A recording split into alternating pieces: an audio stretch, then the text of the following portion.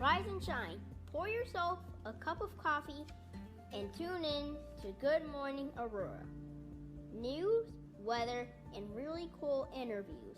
Monday through Friday from 8 to 9 a.m.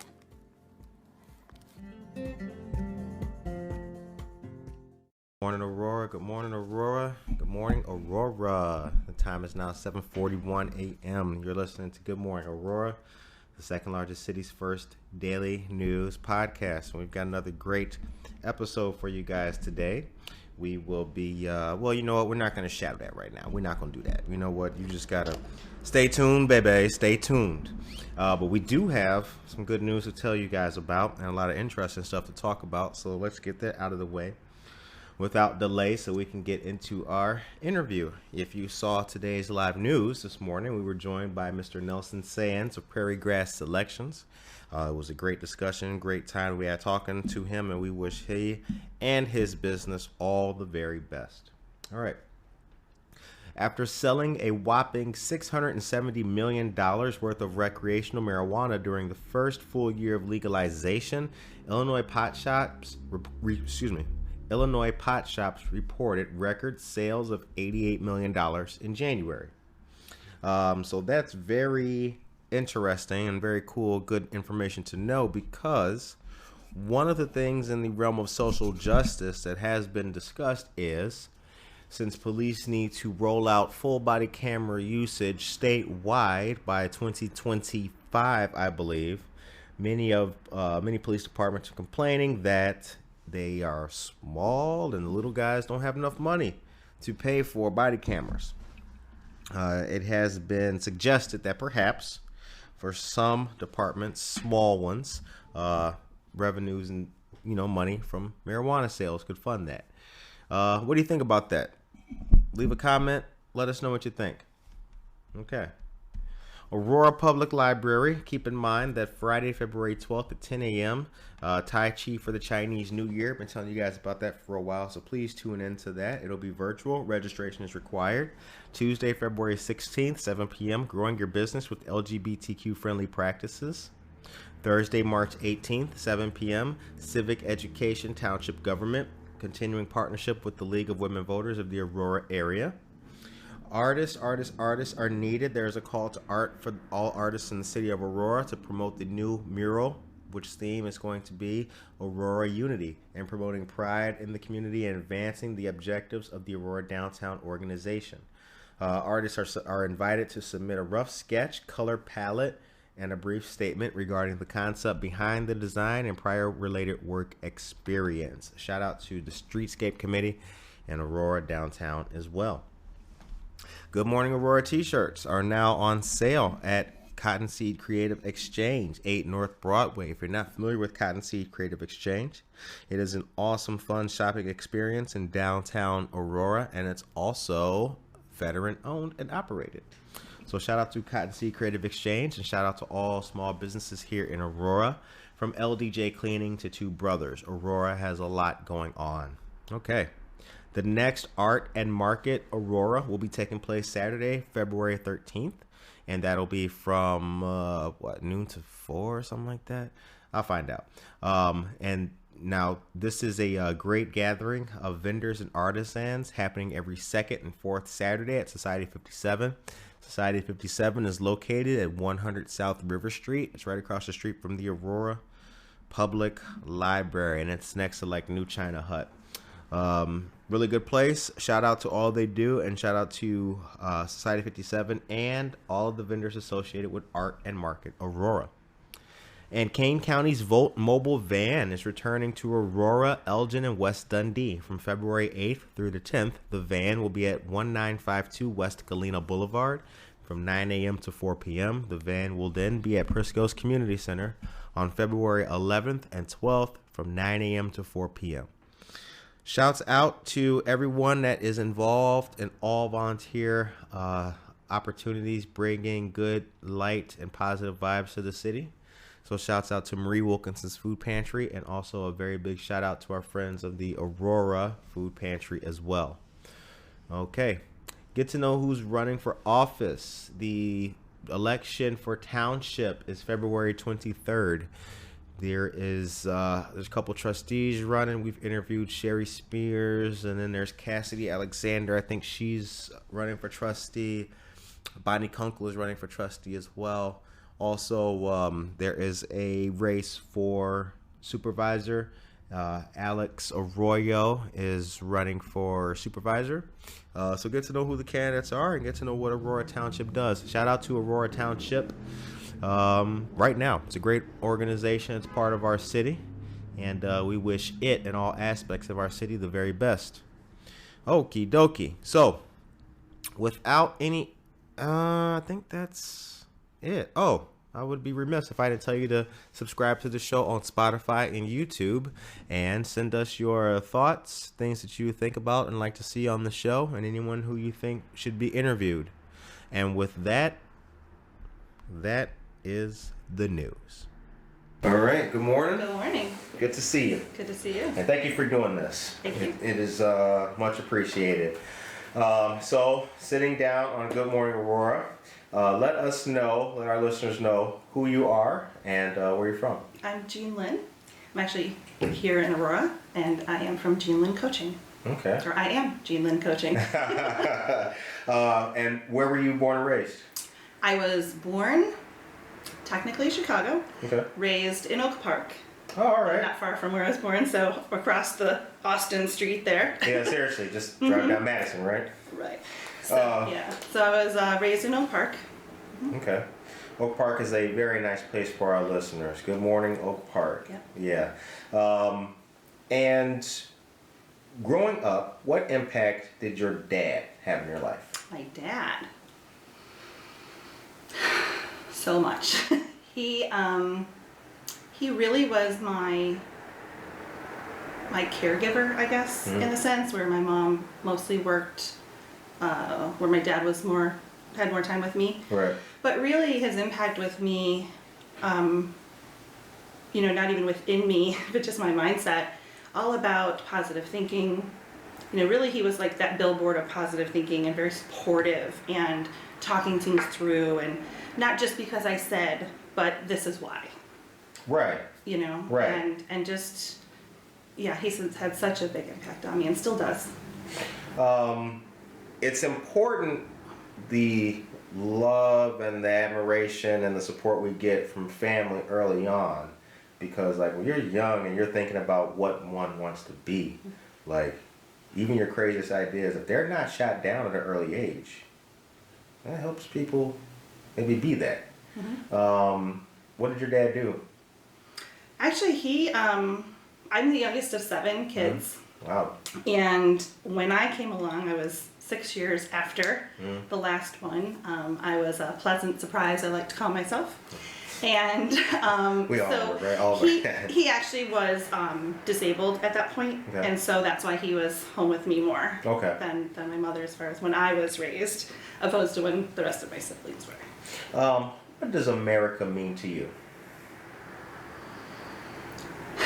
It's funny because it sounds really cliche, but the first thing that popped in my head was like land of the free, meaning exactly what you said. We can be who we want, as long as we move toward it and have the right resources Right. to utilize them.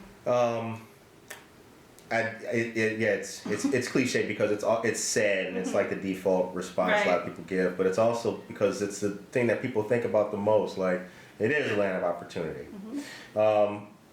So, where'd you go to school? Oak Park, River Forest, or do you mean college? College. Excuse me, I'm sorry.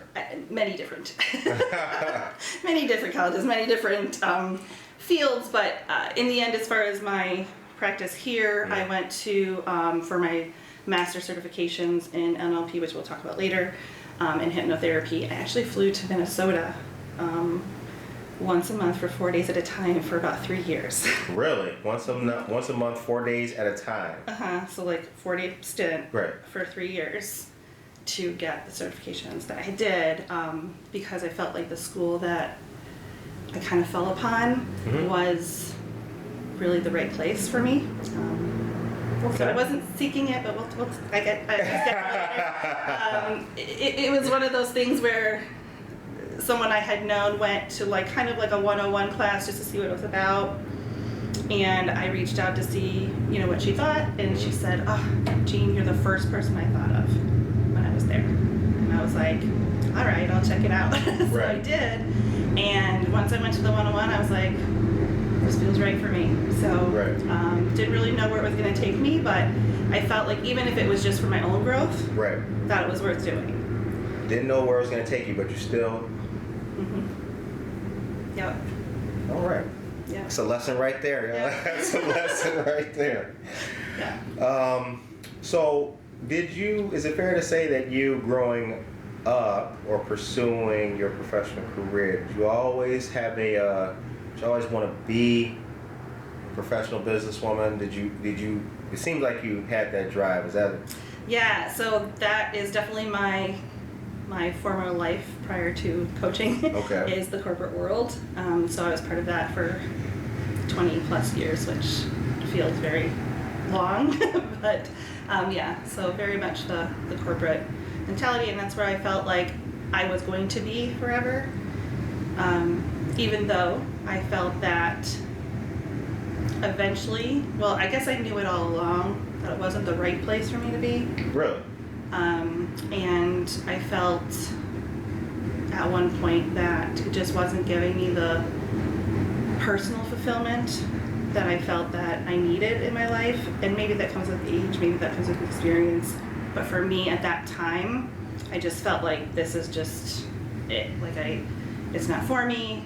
It doesn't fill me up, right? It doesn't fill up my heart with positivity. Right. Yeah. And I really felt that I was here and am here to do the work that I'm doing now.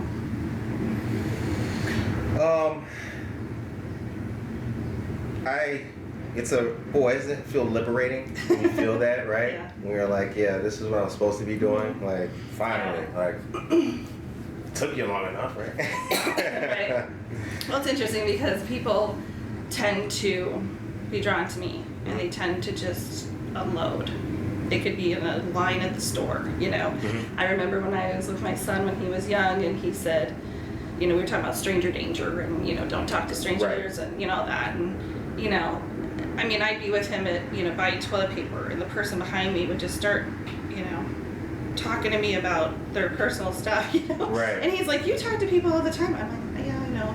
Right. So it was like this whole battle of like what a stranger really is, but he even noticed that people just tend to talk to me, and I love it. I like people and connecting with them. It was always like that for you. Mm-hmm. Always like that.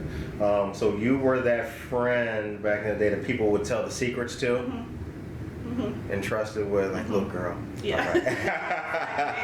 It's good to be that person though. Yeah. Because we all need that person. I've always felt like if you can ask for help, or if you have someone to reach out to critique your stuff, like, that's a special person. So it really means a lot, and it helps people propel forward. Right. Yeah. Now, what was the day that you knew corporate was it? Ooh. When was that when was the date? When did that happen? When you shut the door on the past and started to pursue what you wanted to? Oh. Well, I started to pursue what I wanted to way before I shut that door. Oh, well, but, except for the last part. But I would say I felt that I needed to make that transition officially about 2 years ago. Okay. But I had done, the work prior to that. Right. Okay. So, Lynn Coaching. Tell us about that, how it started. What is Lynn Coaching for those who don't know? Well, it is, it started 2 years ago. And it is a place where I feel that whether it's in person or we're doing Zoom nowadays, until we can get, face-to-face in person, it's really a place where people can, I feel like, have that friend, have that confidant to share things with that they know isn't going to go outside of those walls or that experience. because sometimes it could just be talking through something. Sometimes it could be there's so many things that can come up or come through that door, in a sense. So really anybody's personal block, barrier, sometimes people feel like they get to a certain point, like maybe you have a dream of being something or getting somewhere, or going to college or whatever it is, and they get to a certain point and they feel like they always get to that point and then something happens, or it goes back, or they keep having the same experiences. So why is that, right? So my job is to help identify the root of that issue and why that's happening, which may not be why people think it is. It could be something totally different, and where that belief or that experience came from to have them have that experience now. And so they reach this point, this barrier, where they can't seem to get through it.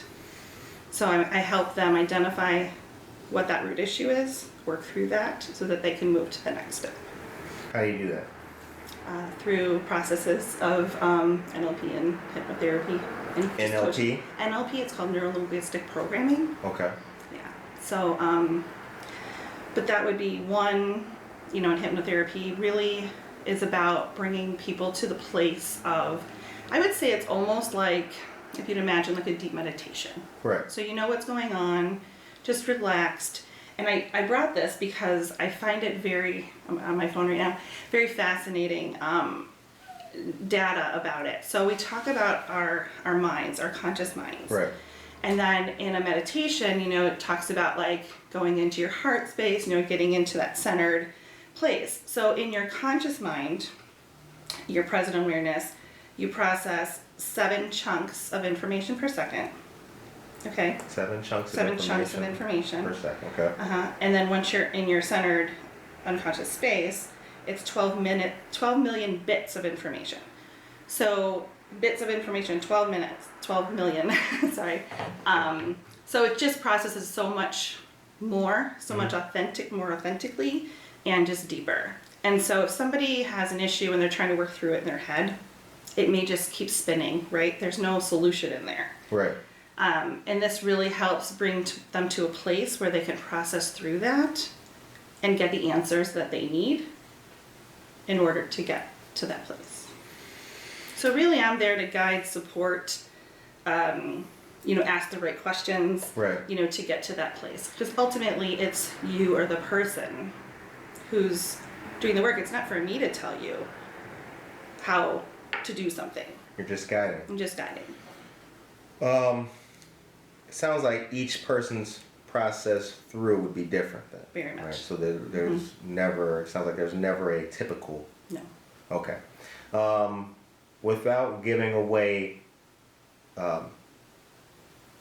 personal client information, are there any examples of some of the processes and some of the end goals that people have reached? Yes, a lot. And some may seem very high level. So if I say like, oh, this person was feeling this way about going to their master's program, to diving into that debt, to diving into that time, to diving into that, for some people that might be like, whatever, get over it, you can go to school, blah, blah, blah. But to that person, big deal, big wall, big resistance, and being able to go from, that fear or that place of, I don't know if I'm good enough, I don't know if I can do this, right? That self-doubt, that negative talk, right? That sometimes we have, to a place of feeling like I can do this, and I am doing this, and I own this, and I feel good about it, right? And taking them through that process. So really what it comes down to is the way we receive information. So you and I could stand next to each other and experience something together. And we would experience it very differently, right? Same event. And the reason for that is because I feel our experiences through life have made us who we are, right? So when that information comes in, it filters through our own experiences, how we feel about it, maybe it relates to another experience we had, which ultimately will come out with what we saw, what we heard, what we feel that may be different from each other. I used to spend a lot of time on high places that were real dangerous. And then I stopped doing that for a number of years. Recently, I was at the top of the parking garage right over there. I go up there, take pictures. I noticed on the very top was the closer I got to the edge to get the good pics, the jitters, the super jitters, distorted breathing, all that. And I was puzzled. But started to see that, I haven't been in that mental or physical or emotional environment for a long time. So I started taking more pictures and kind of acclimating myself and going from the bottom to the top, because those are walled in, but yeah, so I can totally understand that. But that was me just having that experience without a guide. Right. How many people out there are suffering potentially? Or does everybody have that kind of hang up and concept? I don't know if that's the right term, but. Well, I feel like, so you were experiencing something that you might have felt before in that moment. So it's kind of like a reminder of that. A little bit. I mean, we have that in all different ways of our lives, right? We could be driving down the street and see something, a mural that reminds us of something else another time, right? So we all have those experiences of bringing our experiences to the present. And sometimes they're okay, and sometimes it's not okay. And in your sense, in that moment it wasn't okay, but you were able to kind of identify that and be like, okay, I'm good, I'm in my good space right now, and I can continue to do this. Do those kind of things have an impact on a person's health? It can. I mean, in my experience, I would say yes. Because if I think about, sometimes things may happen that cause, great anxiety, and then that can cause, even further, issues if it's not, taken care of. So I feel like things can kind of snowball into that for sure. How old is the practice of NLP and hypnotherapy? Ooh, that's a great question. I actually don't know. Because NLP had several different kind of, I don't want to call them verges or stages of the kinds of teaching, because it kind of went from very, it's just kind of evolved, I guess, over time from what it was to what it is now, but I don't know when it actually began. Are there any, texts or definitive texts that, books or well-known books or authors on the subject? Yeah, there really are, but I would say if anyone's interested in learning about what it is, just Googling it or just reading it, many different things will come up. And one of the reasons I say that is because I really feel that when people, look something up or go somewhere, they're having the experience that they're meant to have. So if I say, oh, you should look at this person, and you don't resonate with that, then, you'll be like, oh, okay. But maybe if you read something, you're like, I like that. Right. I'll look into that. So, and like anything, you can read and really learn and understand what it is, but really applying those practices, I feel are best when working with somebody.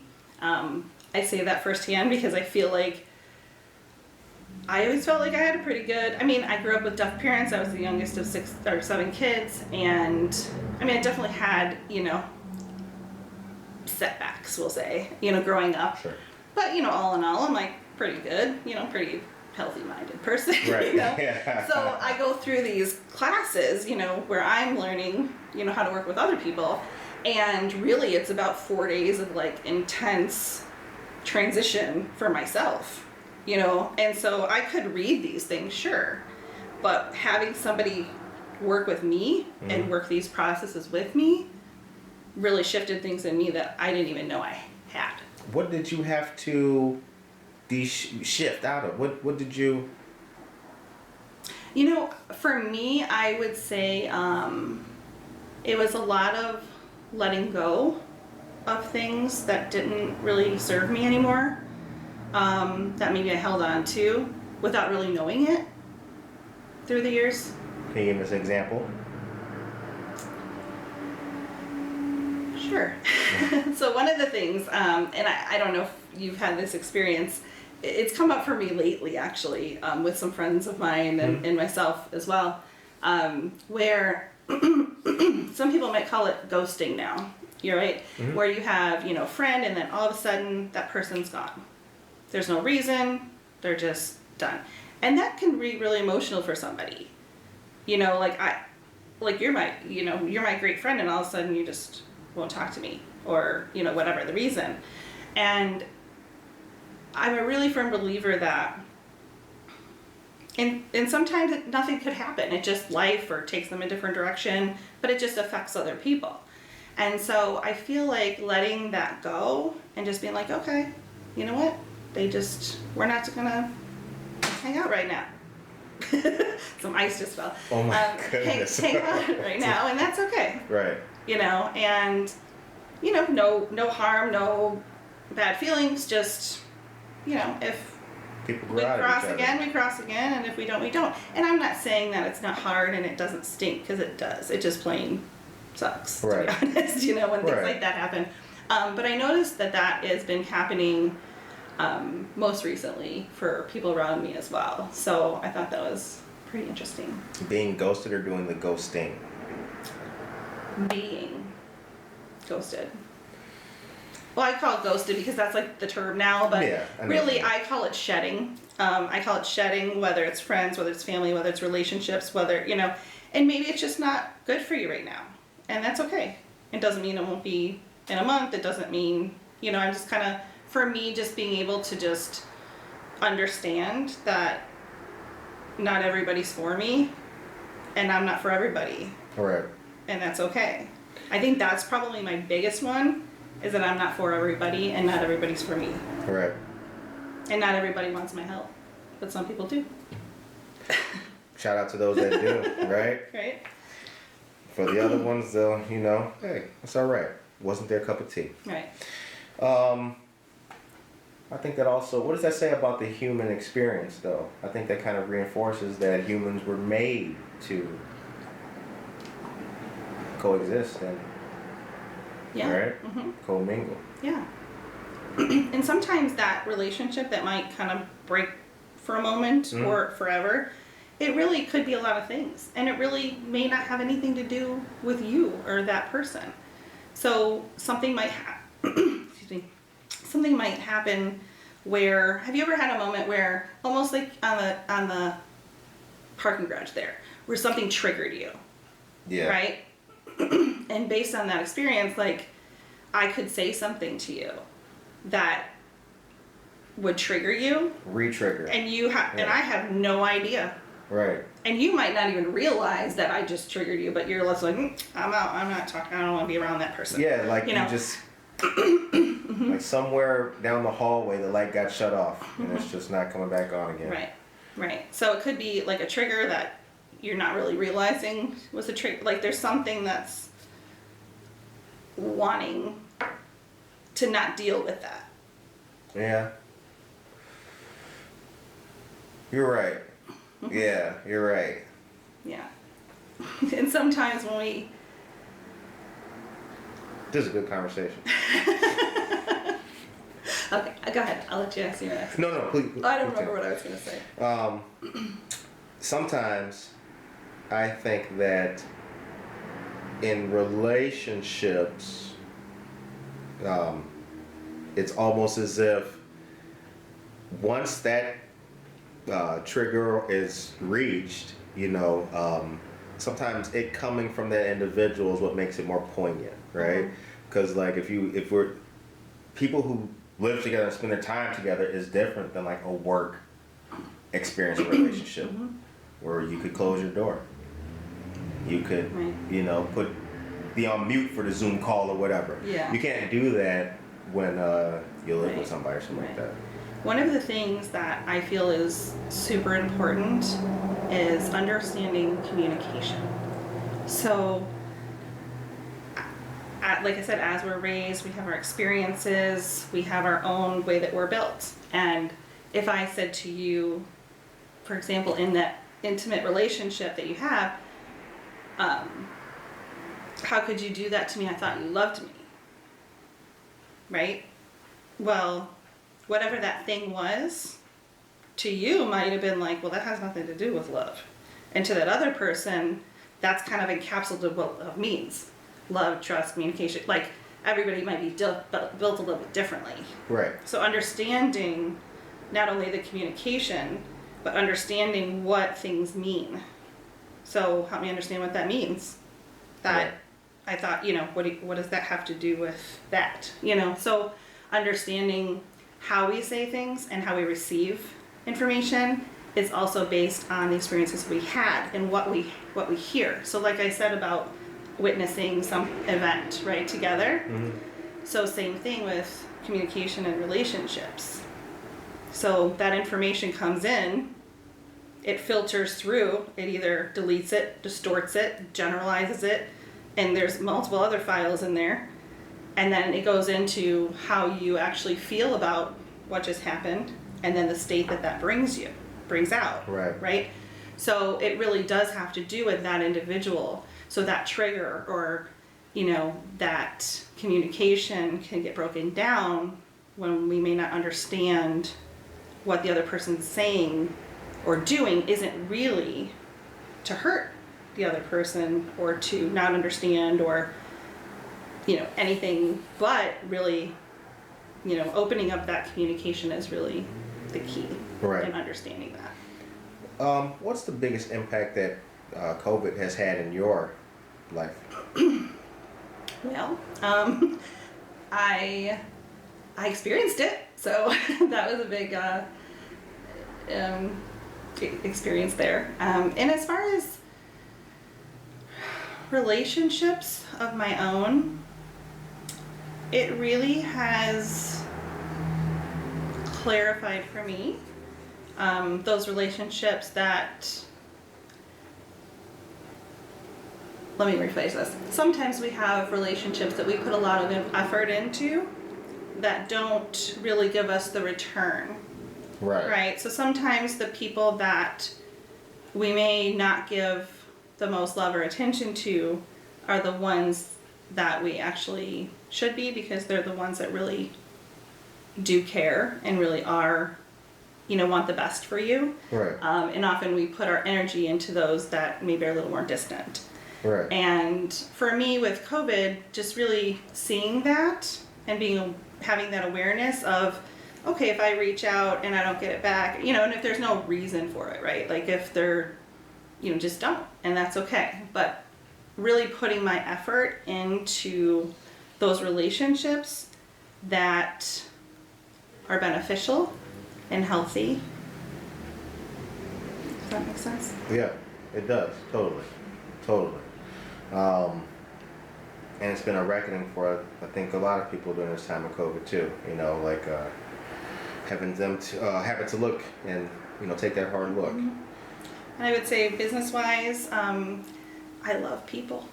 And I love hugs and Right. connecting with people and having this conversation and communication in real life and being able to feel that, energy in the room, Mhm. so to say. And it's good, to do over Zoom and things like that. Like I'm able to do that, but it's just not quite the same. Right. But it has brought a lot of flexibility, and I'd say that that's something that is really huge for me is the flexibility that it's brought. That just because something isn't happening how I want it, when I want it, doesn't mean that it's not happening the best way it should be for me. Right. And so one of the things I always say is, when we think it's either this way or that way, right? Mm-hmm. Like if I have to make a decision, it's this or that, and I'm stressing about it, right? If I go this way, it's this. If I go this way, it's that.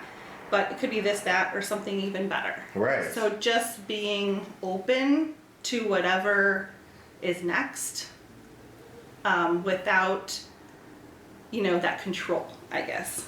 Like, it doesn't have to be this way or that way. It could be even better or Right. something better. And just being open and allowing that to flow through. And I think that's one of the biggest learnings for me. Allowing it to manifest. Like, you know what? I know it's going to look good when it's done. So just keep it up. Boom, boom, boom. It's going in the right direction. It's right. What does the future look like for Jean Lynn Coaching?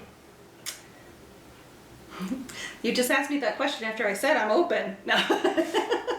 No. Actually, I have some workshops in the works to talk about exactly that, about communication with ourselves, with others. I think it's really important, especially even more so during these times, because I feel that people are doing a lot of self-reflection in a way, whether it's being home with your kids all day, whatever it might be. Just understanding and recognizing maybe some of the language that we use with ourselves, and then in turn the language that we may be using on others or projecting onto others, and how that creates, how that can shift to be more beneficial for yourself and for others in your relationships. And that could be work, that could be personal. How can people contact you? Oh, they can go to my website, which is jeanlynncoaching.com, and I have an email list on there, and if you join my email list, I can send out any events that I have coming up.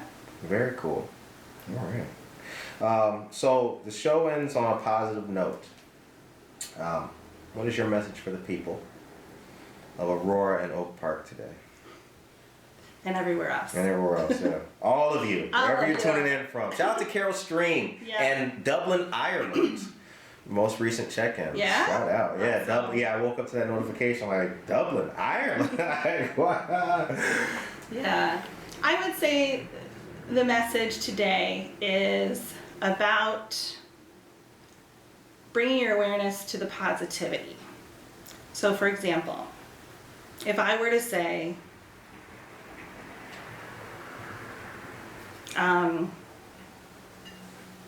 I don't want to be broke, right? I'm basically putting out there that I want to be broke, right? Because the focus is broke.